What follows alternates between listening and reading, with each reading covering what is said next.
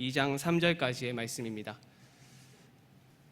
베드로전서 1장 23절에서 2장 3절까지의 말씀, 신약성경 378페이지 근처입니다.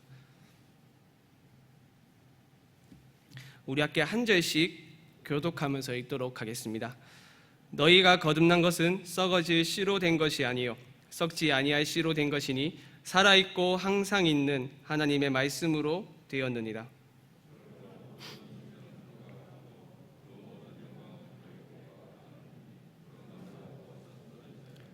오직 주의 말씀은 세세토록 있도다 하였으니 너희에게 전한 복음이 곧 이 말씀이니라.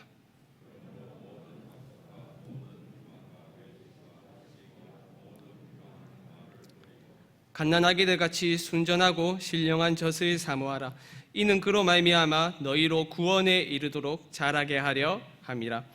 너희가 주의 인자하심을 맛보았으면 그리하라. 아멘. 한 달 전 저는 히브리서의 말씀을 가지고 거룩함을 따르는 것에 대하여 여러분과 함께 말씀을 나누었습니다.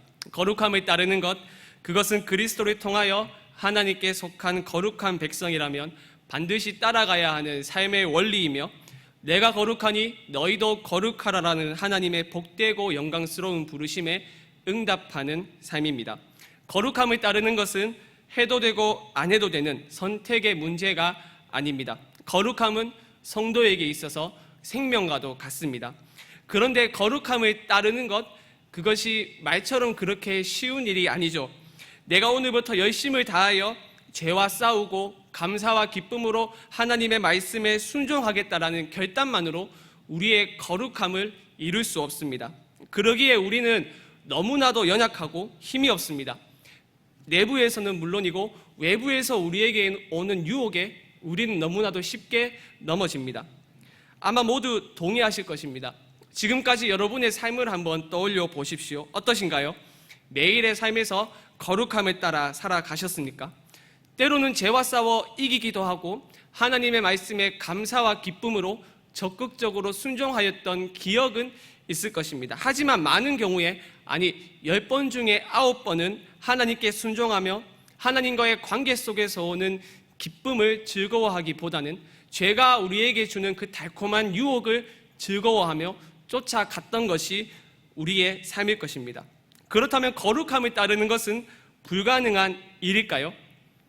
하나님은 우리에게 불가능한 일들을 요구하시는 것일까? 그런 생각이 들 수도 있겠습니다. 하지만 거룩함을 따르는 것, 그것은 불가능한 일이 아닙니다. 물론 우리의 힘과 노력만을 의지한다면 불가능한 일이 되겠죠. 하지만 우리에게는 세상이 알지 못하는 또 다른 힘, 우리 안에서 만들어지는 것이 아니라 우리의 외부로부터 우리에게 주어지는 신비한 힘이 있습니다. 그것은 바로 은혜입니다. 하나님이 우리에게 은혜를 주시면 죄와 싸워 이길 수 있으며 감사와 기쁨으로 하나님의 말씀에 적극적으로 순종하는 거룩한 삶을 살아갈 수 있습니다. 그런데 은혜는 가만히 있는데 우리에게 주어지는 것이 아니겠죠. 우리가 드라마나 영화를 볼 때, 그리고 유튜브나 카카오톡을 할 때 우리에게 은혜가 주어지지 않습니다. 은혜는 하나님이 우리에게 주신 은혜의 수단들, 즉 은혜의 방편들을 적극적으로 활용할 때 은혜가 우리에게 주어집니다. 여러분, 은혜의 수단들에는 무엇이 있습니까? 많은 요소들이 있지만 가장 중요한 것은 무엇이겠습니까? 바로 말씀과 기도입니다. 그러니까 사도 바울이 디모데전서 4장 5절에서 이렇게 말하였던 것이죠. 하나님의 말씀과 기도로 거룩하여 짐이라. 물론 성도 간의 교제와 성례, 그리고 공동체가 함께 모여 드리는 예배의 시간들도 아주 중요한 은혜의 수단들입니다. 하지만 우리가 모이는 그 모임 가운데 말씀과 기도가 중심이 되지 않는다면 은혜의 수단이 되는 것이 아니라 그저 한낱 사교 모임에 불과하겠죠. 말씀과 기도는 성도의 신앙을 받드는 기둥과도 같습니다. 말씀과 기도를 떠나서 성도의 신앙은 절대로 성장할 수 없으며 일상의 삶에서 거룩함을 따르는 하나님의 부르심에 순종할 수 없습니다. 공부하는 학생들에게 만점을 받는 비결이 무엇인지 물어보면 조금은 짜증나지만 학생들의 대답 공통적입니다. 무엇이라고 하죠? 교과서에 충실했습니다. 우리에게도 마찬가지입니다. 어떤 사람이 거룩한 삶을 산다면 그 사람에게 신령한 무엇인가가 있기 때문이 아닙니다. 또한 그 사람이 하나님으로부터 특별한 은사를 받았기 때문에 거룩한 삶을 사는 것이 아닙니다. 말씀과 기도를 통하여 하나님의 은혜를 많이 그리고 충만히 경험하였기 때문에 그 사람이 거룩한 삶을 사는 것입니다. 학생이 교과서를 중심으로 충실히 공부한다면 처음 보는 문제의 유형을 만났을 때 당황하지 않고 침착하게 문제를 풀 수 있습니다. 성도도 마찬가지입니다.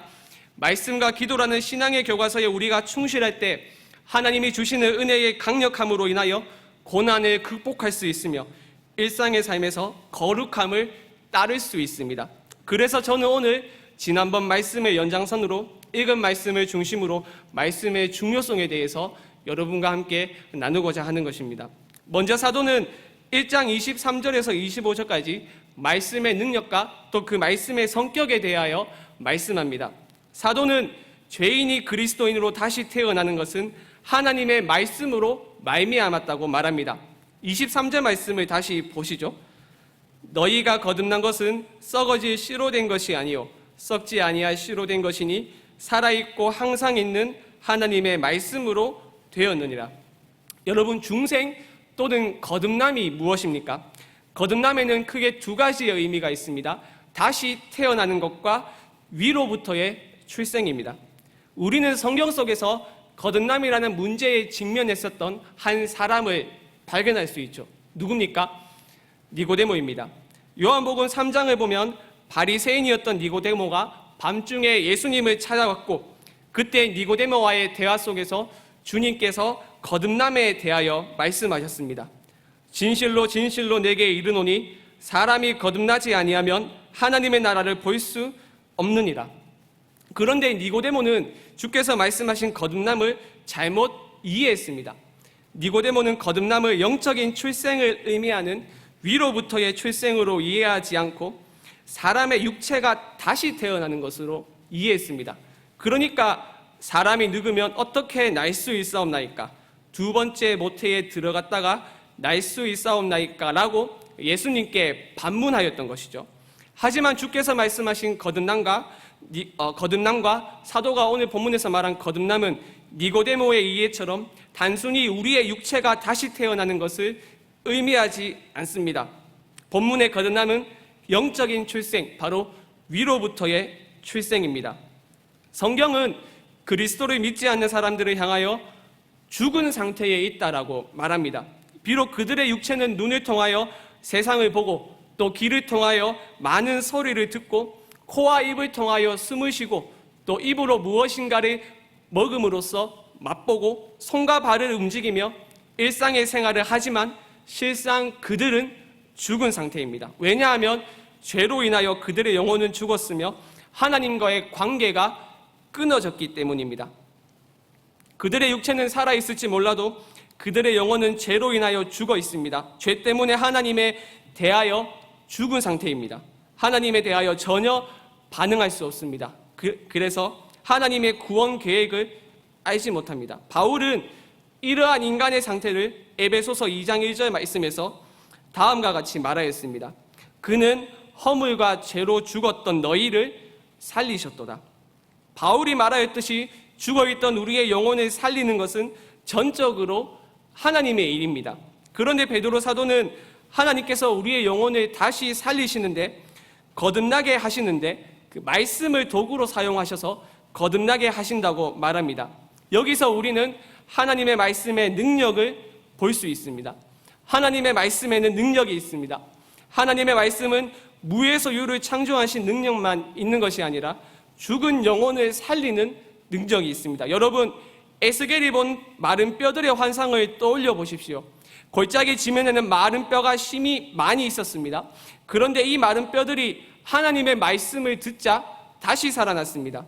에스겔이 하나님의 말씀을 대언할 때 소리가 나고 움직이며 이 뼈 저 뼈가 들어맞아 뼈들이 서로 연결되었고 그 뼈에 힘줄이 생기고 살이 오르며 그 위에 가죽이 덮였습니다. 그리고 에스겔이 하나님의 말씀을 대언하자 생기가 그들에게 들어갔고 마른 뼈들은 살아나서 극히 큰 군대가 되었습니다. 또 죽은 나사로의 부활 사건을 한번 떠올려 보십시오. 나사로가 죽어 무덤에 있은 지 이미 나흘이라는 시간이 지났습니다. 그의 가족과 친구들은 모두 나사로의 죽음을 슬퍼하고 있었죠. 그때 예수님께서 나사로의 무덤을 향하여 나사로야 나오라라고 큰 소리로 말씀하셨습니다. 그러자 죽은 후 나흘이 지난 나사로가 다시 살아났습니다. 사랑하는 여러분, 여러분은 죽은 자도 능히 살리시는 하나님의 말씀의 능력을 믿으십니까? 말씀에는 능력이 있습니다. 아주 길고 넓은 어둠의 터널을 우리가 지나고 있다 하더라도 천지를 만들고 우리를 살리신 하나님의 말씀을 우리가 신뢰하고 붙들고 살아간다면 하나님께서 우리에게 돌파할 힘을 주실 줄 믿습니다. 그러니 능력의 말씀을 신뢰하며 붙드는 여러분들이 되기를 바랍니다. 또한 사도는 말씀의 성격에 대하여서 강조를 하는데 그것은 말씀의 영원성입니다. 23절에서 사도는 살아있고 항상 있는 하나님의 말씀이라고 말하며 24절과 25절에서는 이사야의 말씀을 인용하며 말하는데 우리 24절과 25절의 말씀을 한 목소리로 다시 한번 읽어보겠습니다. 24절과 25절의 말씀입니다. 시작. 그러므로 모든 육체는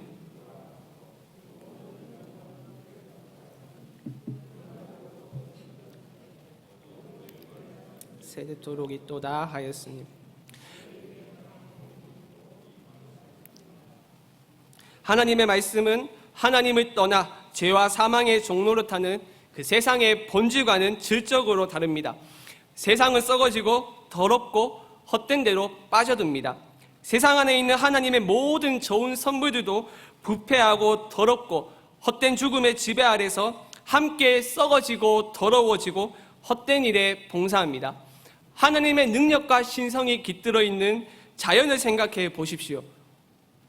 언젠가는 풀은 마르고 꽃은 떨어집니다. 그러나 하나님의 말씀은 다릅니다. 본질이 세상과 다릅니다. 말씀은 썩지 않고 살아있고 영원히 거합니다. 정확히 세상의 본질과는 반대입니다. 사랑하는 여러분, 그러므로 말씀이 핵심입니다. 썩지 않는 하나님의 말씀이 핵심입니다. 교회와 성도의 본질은 바로 하나님의 말씀입니다. 말씀이 우리를 거듭나게 합니다. 말씀이 죽어있던 우리의 영혼을 다시 살립니다. 하나님에 대하여 반응하지 않고, 아니 전혀 반응할 수 없는 우리를 나 자신의 만족과 유익을 위하여, 그리고 자기라는 왕국에 갇혀 살며 멸망의 길로 걸어가던 우리를 말씀이 살렸습니다. 죄에 대하여 죽고 하나님을 향하여 살게 하였으며 이 땅을 바라보는 것이 아니라 하나님을 바라보며 하늘을 소망하며 살게 되었으며 하나님의 나라라는 더 큰 왕국을 바라보며 꿈꾸며 살게 되었습니다. 이 모든 것이 하나님 말씀의 능력 때문입니다. 우리가 그리스도인으로 존재할 수 있는 이유, 바로 하나님의 말씀 때문입니다. 하나님의 자녀가 된 그 모든 이유도 다 하나님의 말씀 때문입니다. 그러니 여러분, 하나님의 말씀의 능력을 믿으십시오.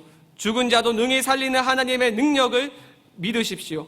세상에 썩어 없어지는 것들에 우리의 소망을 두는 것이 아니라 영원히 있을 하나님의 말씀에 소망을 두는 여러분들이 되기를 바랍니다. 1장에서 하나님 말씀의 능력과 영원성에 대하여 말한 사도는 이어지는 2장의 말씀에서 편지의 수신자들에게 그러므로라는 접속사를 사용함으로써 1장에서 했던 말들을 교회들에게 적용합니다. 여기서 우리는 말씀을 사모하고 말씀을 먹고 성장하는 것이 우리의 삶 속에서 거룩함을 행하는 그 능력의 원천이라는 것을 볼 수 있습니다. 1절과 2절의 말씀을 다시 보시죠. 그러므로 모든 악독과 모든 기만과 외식과 시기와 모든 비방하는 말을 버리고 갓난아기들 같이 순전하고 신령한 젖을 사모하라. 이는 그로 말미암아 너희로 구원에 이르도록 자라게 하려 함이라. 사도가 1절에서 말한 악독들을 설명하면 다음과 같습니다. 먼저 처음 언급한 악독은 질적으로 부패해서 나빠진 것을 의미합니다. 빵에 핀 곰팡이요 썩은 음식과 같은 것이죠. 기만은 속이는 것으로서 낚시로 치면 가짜 미끼 같은 것입니다. 외식은 겉으로 드러나는 것과는 다르게 속으로는 다른 생각과 꿍꿍이, 다른 짓거리를 하는 이중적인 태도를 가리킵니다. 또한 시기는 질투로 생각이 병들어 감정과 의지가 삐뚤어지는 것입니다. 마지막으로 비방하는 말은 정당한 이유도 없고 잘 알아보지도 않고 무조건 반대하여 모욕하고 참소하는 태도를 가리킵니다. 여러분 어떻습니까? 우리에게 매우 익숙한 악덕들이지 않습니까? 사도가 언급한 모든 악덕들, 우리들이 매일 저지르는 죄의 목록들이지 않습니까? 우리는 빵에 핀 곰팡이와 썩은 음식처럼 부패한 마음을 가지고 있습니다. 심심하면 낚시에 사용하는 가짜 미끼처럼 남을 속입니다. 겉과 속이 다른 이중적인 태도를 취합니다. 내가 가지지 못한 것을 가지고 있는 사람을 보면 참을 수 없어 시기합니다. 그리고는 정당한 이유도 없이 모욕하고 참소하는 태도를 취합니다. 그런데 사도는 이것을 버리라고 말합니다. 여기서 사도가 말한 버리다라는 동사는 단순히 무엇인가를 쓰레기통에 버리는 그런 행동을 의미하는 것이 아닙니다. 입고 있는 무엇인가를 벗어버리라는 행동입니다.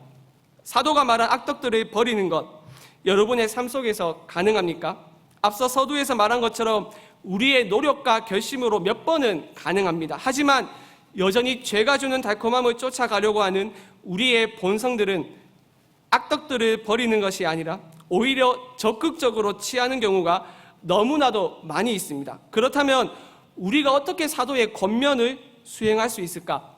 바로 2절에서 사도가 말하듯이 갓난아기들 같이 순전하고 신령한 젖을 사모하고 그것으로 말미암아 자라감으로써 가능합니다. 사실 1절에서 사도가 모든 악독과 모든 기만과 외식과 시기와 모든 비방하는 말을 버리고라고 말하였기 때문에 자연스러운 흐름이라면 2절 말씀에서는 참된 덕의 목록들이 나와야 합니다. 마치 모든 선함과 모든 정직과 진실과 배려 그리고 세워주는 말을 하라 이런 식으로 나오는 것이 자연스러운 흐름이지 않겠습니까? 그리고 성경은 많은 곳에서 소극적으로 무엇인가를 버리고 그리고 적극적으로 무엇인가를 취하라라는 구체적인 권면의 말씀들을 많이 합니다. 가장 대표적인 것이 사도 바울의 권면이겠죠. 바울이 이런 식으로 자신의 글들을 전개하였는데 가장 대표적으로 에베소서 4장 31절과 32절 말씀인데요. 이렇게 말합니다.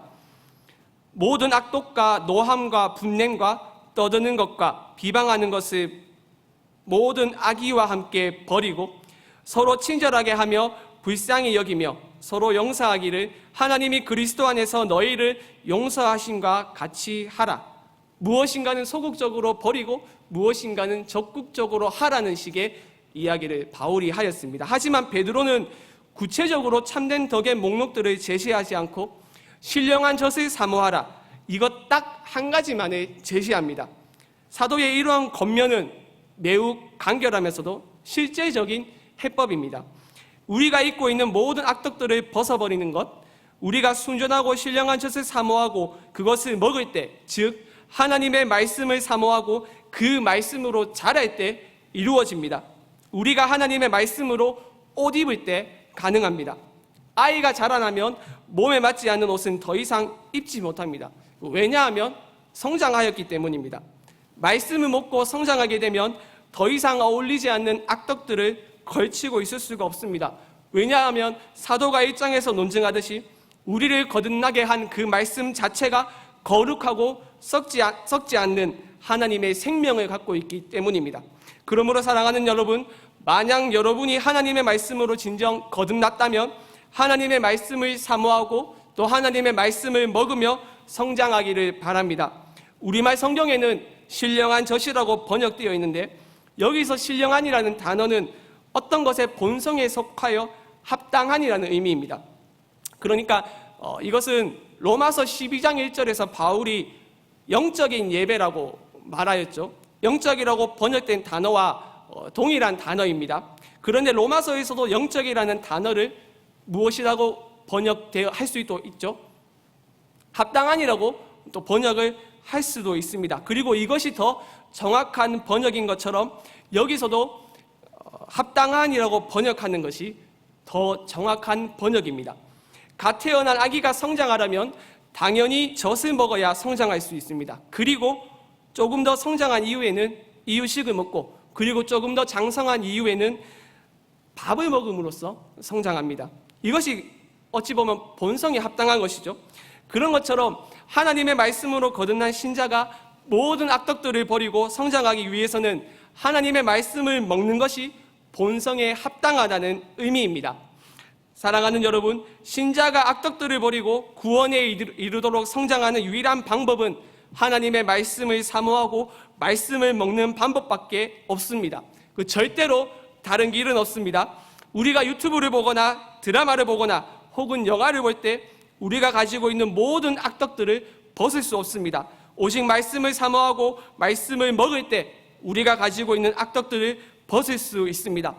그러니 여러분이 가지고 있는 성경을 펴고 말씀을 읽으십시오.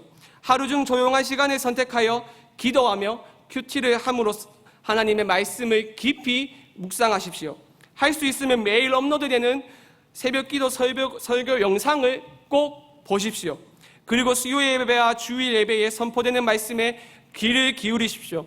매일 자녀들과 함께 모여 가정 예배를 드림으로써 하나님의 말씀을 함께 나누십시오. 그것만이 유일한 방법입니다. 지름길은 없습니다. 때로는 느리게 가는 방법인 것처럼 여겨지더라도 가장 확실한 방법입니다. 우리 개인이, 우리의 가정이, 그리고 나와 우리의 교회가 날마다 하나님의 말씀을 먹음으로써 성장하기를 바랍니다. 말씀을 정리하겠습니다. 사도가 2절 하반절에서 너희로 구원에 이르도록 자라게 하려 함이라라고 말한 것처럼 우리의 신앙은 거듭났다고 하여서 결코 끝이 아닙니다. 우리의 신앙 여정은 구원의 완성을 향하여 달려가고 있습니다. 그러기에 성경은 종종 우리의 삶을 마라톤에 빗대어 설명하곤 하죠. 우리가 하나님의 말씀으로 거듭났다고 하는 것은 마라톤 경기에서 출발선상에 있는 것입니다. 우리가 출발선을 지나 결승선을 향하여 달려갈 때 꼭 필요한 것, 우리가 구원의 완성을 향하여 달려갈 수 있는 연료가 되는 바로 하나님의 말씀이라는 사실을 여러분 잊지 마시길 바랍니다. 갓 태어난 아기가 엄마의 젖을 빨지 않으면 아이에게 문제가 있는 것처럼 거듭난 신자가 하나님의 말씀을 사모하지 않고 먹지 않는다면 그것도 역시 문제가 있는 것입니다. 여러분, 우리는 한 책의 사람입니다. 우리 믿음의 선배들인 종교개혁자들은 종교개혁을 일으키며 오직 성경이라는 슬로건을 외치며 성경의 권위를 회복하였습니다. 종교개혁자들은 설교 시간에 교회의 전통을 설교하는 것이 아니라 성경을 설교하기 시작하였고, 성도들은 선포되는 말씀을 통하여 하나님의 말씀을 먹으면서 성장하였습니다. 또한 루터를 포함하여 많은 사람들이 성경을 각 나라의 언어로 번역함으로써 성경은 더 이상 사제들의 전유물이 아니었습니다. 비록 가격은 비쌌지만 사제뿐만 아니라 모든 성도들이 개인적으로 성경을 볼 수 있었습니다. 이는 당시 라틴어 성경을 사용하고 라틴어로 설교하던 가톨릭과 상당한 차이점이 있습니다. 그렇기 때문에 가톨릭과 달리 개신교인들은 당시에 책의 사람들, 성경의 사람들로 알려졌습니다. 그야말로 부흥의 시대였습니다. 사람들은 하나님의 말씀을 사모하고 먹음으로써 점점 악덕들을 버리고 참된 덕들을 실천하는 거룩한 삶을 살아갔습니다. 과거 우리나라도 마찬가지입니다. 60년대, 70년대를 살았던 우리의 선조들은 하나님의 말씀에 대한 남다른 열정을 가지고 있었습니다. 여러분 혹시 60년대와 70년대 우리나라에 있었던 사경에 기억하십니까? 농경사회였던 당시 겨울은 농한기였습니다. 시골에서는 밀주를 만들어 마시거나 동네 사랑방에 모여 노름을 하는 경우가 많았다고 합니다. 하지만 이와 달리 교회는 겨울 농한기에 사경회를 개최하였습니다. 일주일 내내 새벽 예배와 오전, 오후 성경 공부 및 저녁 예배를 드리며 하나님의 말씀을 먹으며 성장하였습니다. 그런데 오늘날 한국 교회를 보면 이런 아름다운 전통이 사라졌습니다. 사경회만 사라졌으니까 그것과 더불어 하나님의 말씀에 대한 열정 또한 사라졌습니다. 드라마나 영화 그리고 최첨단 IT 기기 사용에는 중독성 반응을 보이면서 하나님의 말씀이 기록된 성경을 씻고 뜯고 맛보고 즐거워하는 열심이 사라졌습니다. 그러면서 변명합니다. 학생들은 공부하느라 성경을 읽을 시간이 없다고 말합니다. 그런데 정작 새벽 3, 4시까지 컴퓨터와 스마트폰에 빠져 있습니다. 대학생들은 말합니다. 과제와 대학생의 일이 너무 바빠가지고 성경을 읽을 시간이 없습니다. 그런데 정작 친구들과 여행을 다니며 카페에 앉아 수다를 떨며 시간을 보내고 있습니다. 또 어른들은 어떻습니까? 업무가 많아서 성경을 읽을 시간이 없다고 말합니다. 그런데 정작 퇴근 후 골프를 치거나 주말 연속극을 보는 여가 생활은 즐기고 있습니다. 여러분, 무엇이 문제입니까? 우리에게 정말로 시간이 부족한 것일까요? 혹시 성경에 대한 열심, 하나님의 말씀을 사모하는 목마름이 우리에게 없는 것은 아닐까요? 어쩌면 지금 한국 교회에서 일어나는 온갖 윤리적인 문제들이 말씀에 대한 열정을 잃어버렸기 때문이 아닐까요? 사랑하는 여러분, 우리 안에 말씀에 대한 열정이 다시 회복되기를 바랍니다. 믿음의 선배들이 그러했던 것처럼 우리들 또한 한 책의 사람들, 성경의 사람들이라 불리길 바랍니다. 그리하여 하나님이 우리에게 주시는 은혜를 힘입어 모든 악덕들을 버리고 하나님의 말씀에 순종하는 거룩한 삶을 살게 되기를 바랍니다. 우리 개인이, 우리의 가정이, 그리고 나와 우리의 교회가 날마다 하나님의 말씀을 읽고 묵상함으로써 하나님의 은혜의 능력을 경험함으로써 거룩함을 따라 살아가는 그러한 교회가 되기를 바랍니다. 기도하겠습니다. 하나님,